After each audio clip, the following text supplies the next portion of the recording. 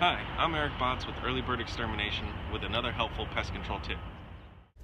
You may know this insect as a potato bug, but in fact, it's a cricket, a Jerusalem cricket. Jerusalem crickets love damp places. They are often found buried.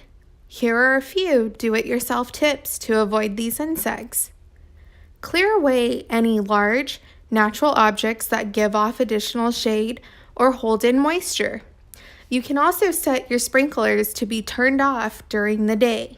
The drier the ground, the less likely they are to surface.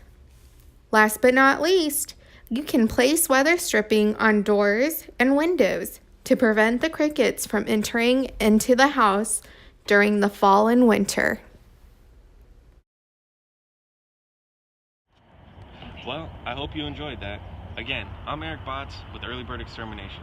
Please call us at 909-297-8694 if we can ever help you in any way.